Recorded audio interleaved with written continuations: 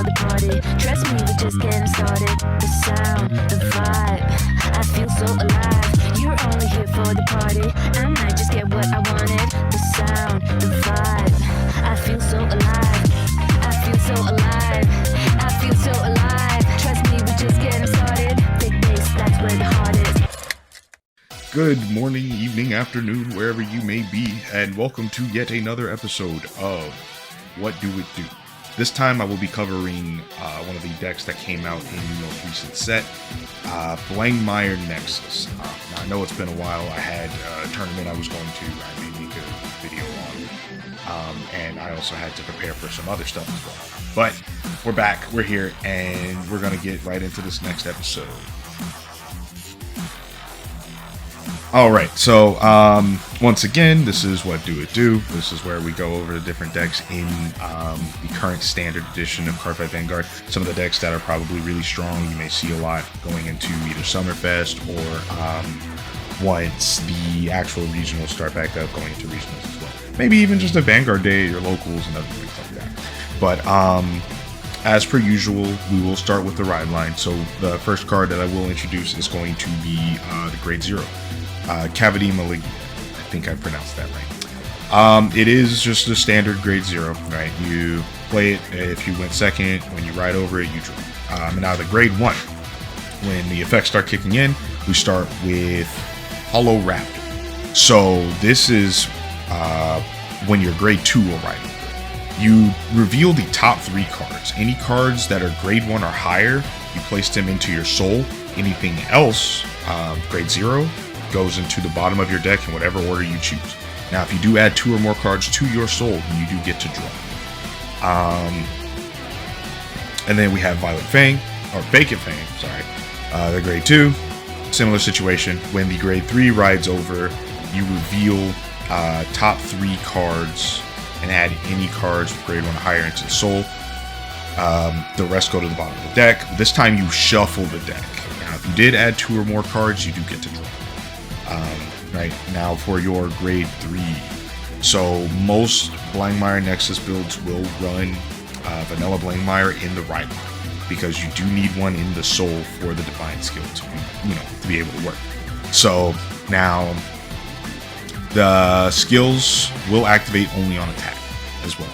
So now when his Vanguard attacks the opponent, you bind 2 to 4 cards from your soul, and they have to be bound face down into your binds, and then you may draw a card. Now, if you do bind 4 cards, your opponent will have to select 2 rear guards from their rear circles, and those have to be bound face down as well. Now, for every 2 face card downs in your bind zone, you get an extra 5k power, right? So, Blangdmire Grade 3 turn gets a bonus of either 5 or 10k power on that first Grade 3 turn. Right, that's usually how that goes, depending on how many cards they bind face down. Now, this card also does contain the Divine Skill. Since this is used in the ride line, I will go ahead and go over that now.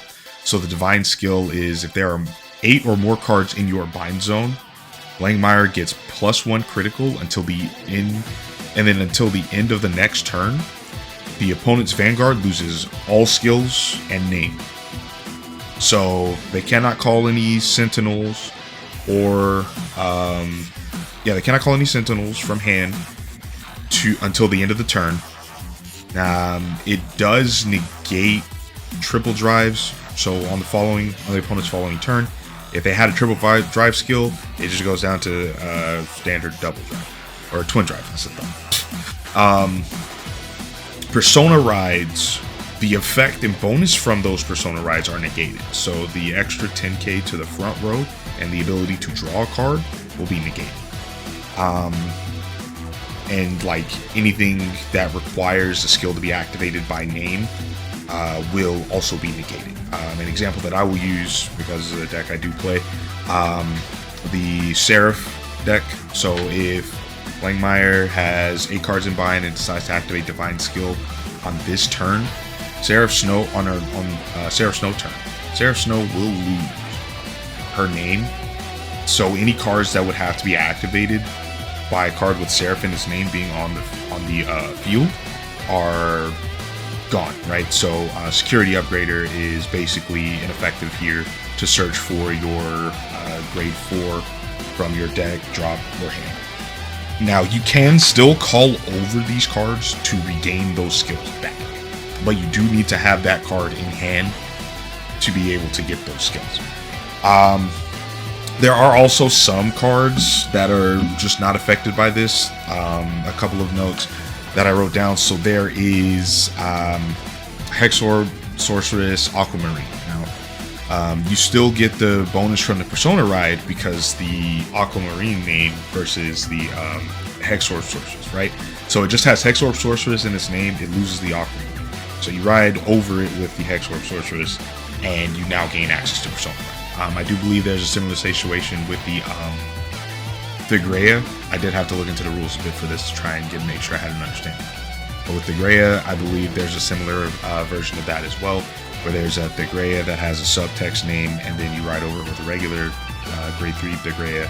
Then you basically get that. You get those skills back, and you have the Persona ride.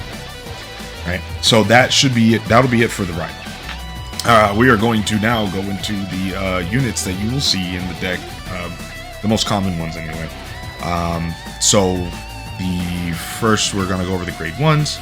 First card I will go over is Elaborate Wizard. Now this card, when you place it, you check top 2 cards in your deck, right? One goes to Soul and the other one will go to the bottom of the deck, right? So this card is great for soul charging. In fact, the whole deck really is. You'll just see that like all over the place. There's going to be a lot of soul in there. Cards are going to get bound. Just throwing that out there right now. So there's the additional effect as well. So if you boost any unit while you have a Blangdmire in your Vanguard circle, that can be the grade 3, the original grade 3 or Nexus. You counterblast 1, and then you add a normal unit from your soul to your hand, and you bind that card. So that'll add another card to bind. If there's anything in your soul that you need put in your hand, like a Nexus, and you can grab the Nexus and add that to your hand and then go from there. So now there's the next grade 1. This one I think is just kind of like a generic Dark States grade 1. I've seen plenty of other Dark States use it, just because. So let's see how the grade 1. If this card is on the field and your opponent's field has one card in the rear circle or less, right? 1 regard or less, this card will get an extra 5k power. So it goes from like a 8k booster to a 13k. And now when this card boosts, at the end of that battle, that card will go into Soul and you get to draw as well. Card is, once again, is very good for adding to your soul, also having that additional resource to draw, and it doesn't really cost much of anything. You just kind of have to play. Used early game, right? You get to guarantee some damage, because even with a trigger, like they'll kind of have to use 2 cards from hand to try to guard, basically, because that 1 damage is going through guarantee. So that's all up to you. And then, like I said, having that extra draw and adding that card into your soul helps it out. Now, there's another card here. I don't see that often just because it is really just an extra shield. Barness Rebirth, right? So this card's a grade 1. If this placed on the guard circle and you have a grade 3 Vanguard with Blangdmire in its name, it gets a couple of different effects. So one of them, if there's at least 4 cards face down in your bind zone, it gets an extra 5k shield. Now, if you have 8 or more cards in the bind zone, it is a 10k shield, right? So you go from, I believe it is a 5k base shield, 10k, and 15. So it can be 15k shield, depending on how many cards you have. Right? Now, this one, back to cards that you will see more of, the grade 1, the Evoke Alchemist. So now, if this card boosts while you have Blangdmire, or you have a Vanguard with Blangdmire on the field, it'll give 5k power. So once again, going from an 8k booster to a 13k booster. Now, if it does boost Blangdmire specifically, it gets an additional 2k power. So 15k booster on top of Blangdmire already being at like 23 minutes, right? Now, if your bind, it does have additional bind effects. If your bind zone has 4 more face down cards, you can counterblast and restand any card in your front. Now, if your bind zone has 8 or more face down cards, the unit that you restand also gets an additional 15k power until the end of the turn. So that is quite devastating, believe it or not. All right. So now we have gone to the grade 2s. So first you have Steam Gunner Tizcar. When this card is placed on the guard circle or discarded for ride line, you get to Counter Blast 1 or Energy Blast 3 to draw. Right. So people, you play this in your deck. Discard, Energy Blast 3, draw a card. If I got Shield with this first, Energy Blast 3, draw a card. Pretty much is like I get to draw, like especially if there's decks that have like guard restrict. So yeah, whatever. I'm gonna draw anyway. Who cares, right? But when this card is placed on rear column and then you persona ride this turn, you Soul Blast 1. This card gets the ability to boost and also gets an additional 5k. So that is a 15k booster if you persona, right? So it's also really good for just kind of squeezing out some extra damage. Now you have Zamoog, Steam Raider Zamoog. This card, if placed on rear column and you have a grade 3 or greater Vanguard with Blangdmire in its name, you Counter Blast 1, reveal the top 3 cards of your deck, put any number of those cards into your soul, and then shuffle the rest into your deck.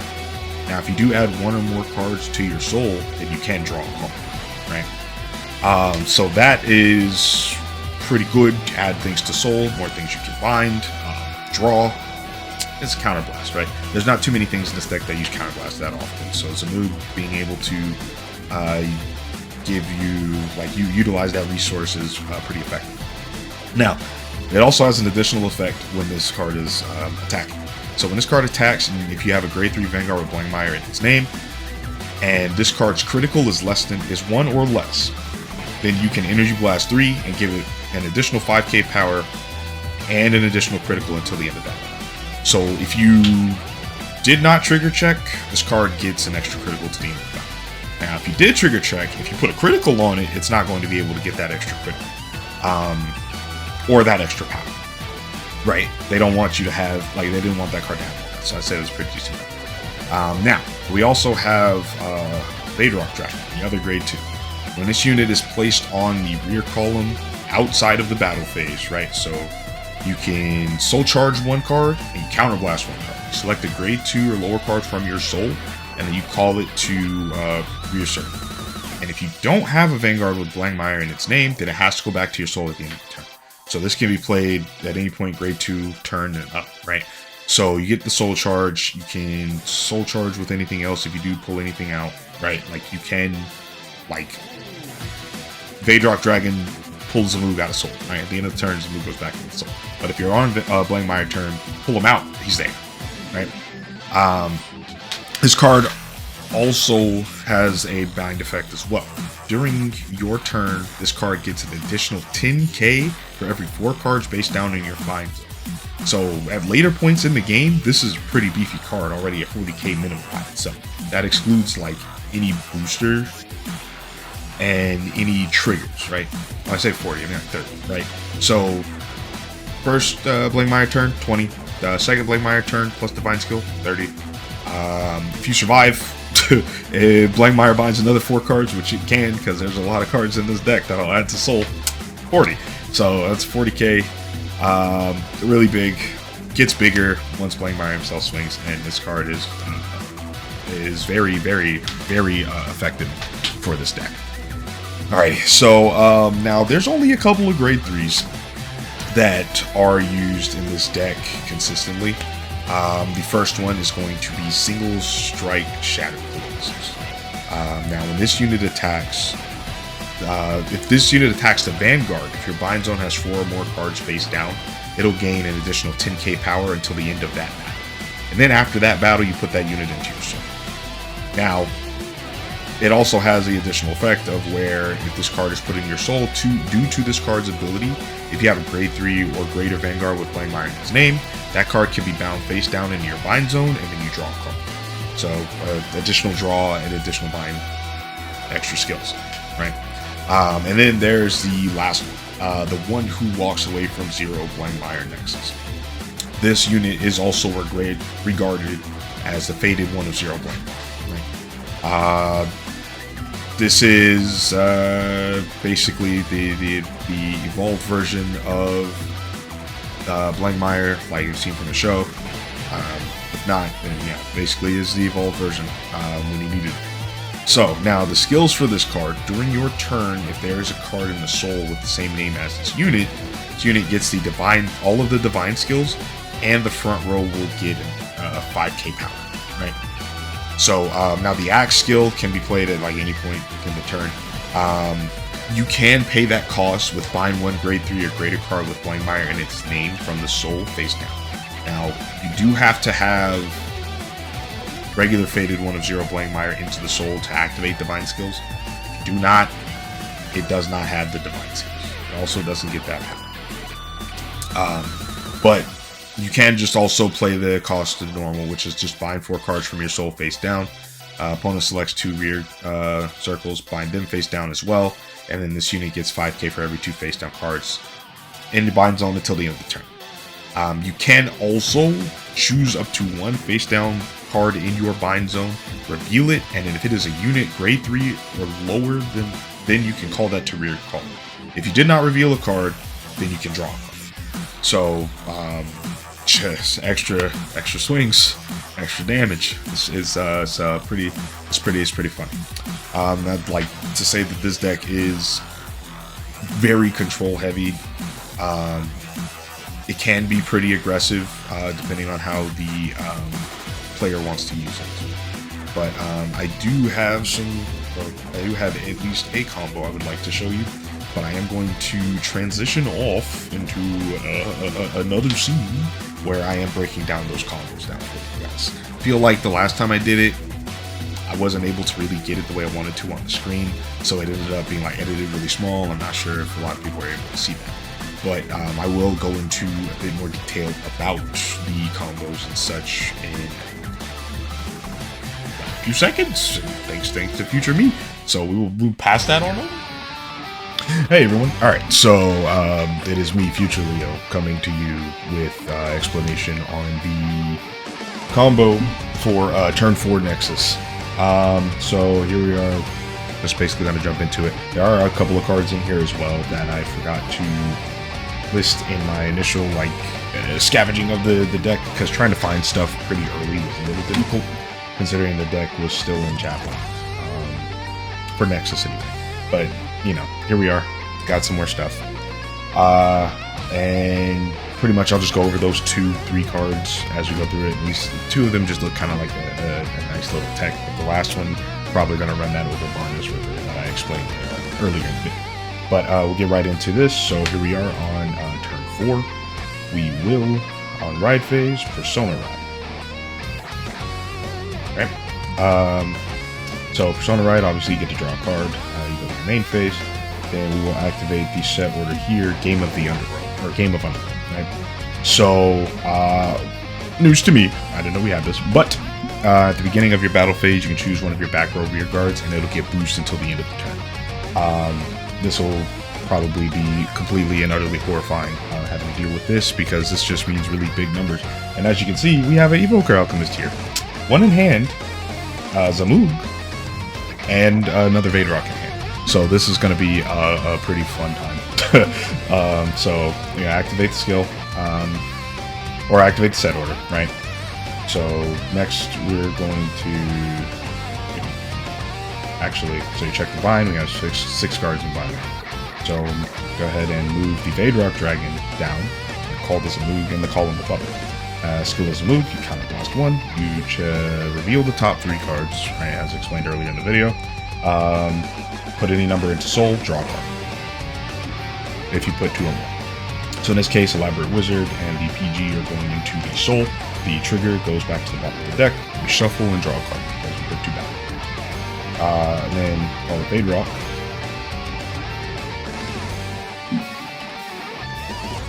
And then just call the Vaderok over here.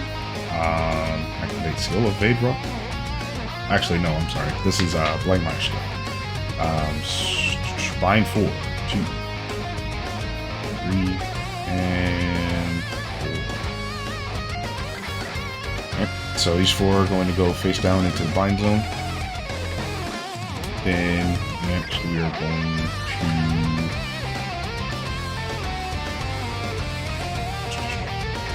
go ahead and calculate our power. Right? Blangdmire will get plus 532 face down until the end. After you activate that skill. You also can choose one card from your bind zone.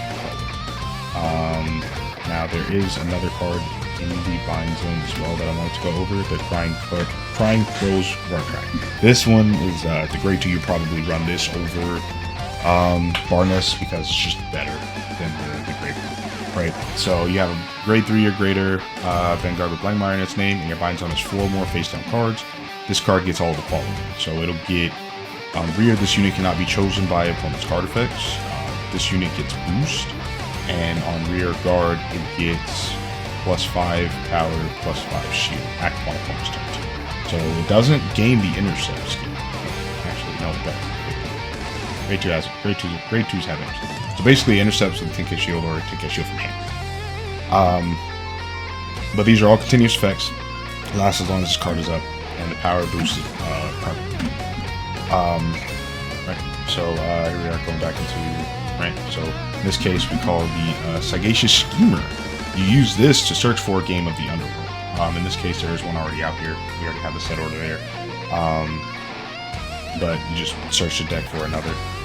You Soul Blast one. It doesn't look like there's another one in here.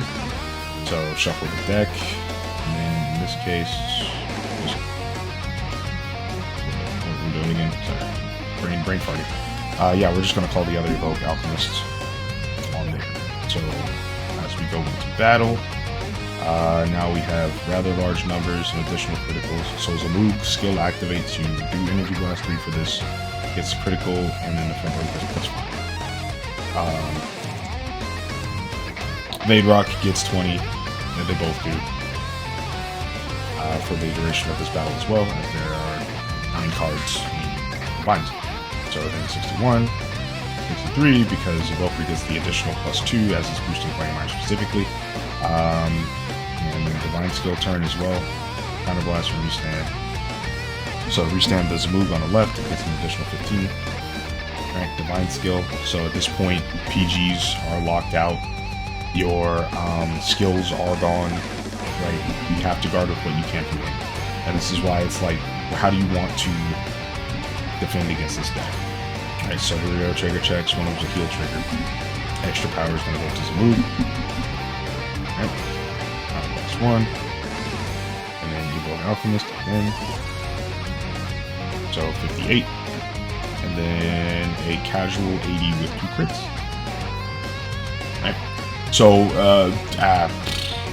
damage, ridiculous. Combo, insane. This is, like I said, it does include some extra cards that I was not able to find on some deck lists, but it's fine, right? They're here now. And on that note, I will go ahead and send it on back to past me to help finish up the video. Alright, and welcome back. So, the last thing that I am going to go over are some of the guarding strategies for dealing with this deck. Now, it is kind of a play by ear kind of situation. The biggest part is Divine Skill turn, right? You want to make sure you are prepared for that at some capacity. If you have the resources to guard early, so that way when Divine Skill turn comes around, you can take the swing from Blangdmire for the 2, maybe 3 damage. I would do so, because you will need those numbers to be able to guard, especially if there's an Alchemist and the Alchemist is restanding, whether it be a Vade Rock Dragon, which you probably will, or something else. Having no access to Sentinels for the remainder of the turn after the Divine Skill activates as well is pretty rough, to say the least. Right, like your best advantage is to guard early if you can. If you cannot, then you need to be able to stack your triggers, right? Because you're going to need them. Stacking whatever triggers you may have in hand. At the start of the Divine turn, you know that there's 8 in a bind zone. If you have any PGs, get them out of the way before Blangdmire himself swings, because that's when that gets rough. Right after that point, after the trigger checks and your sentinels are out of the question, those are rough. If you have any blitz orders that your deck may run, you can play those. I do believe Elementarius Sanctitude, while it is technically Sentinel, it is also a blitz order. I think that can go around that as well. But yeah, like it just is.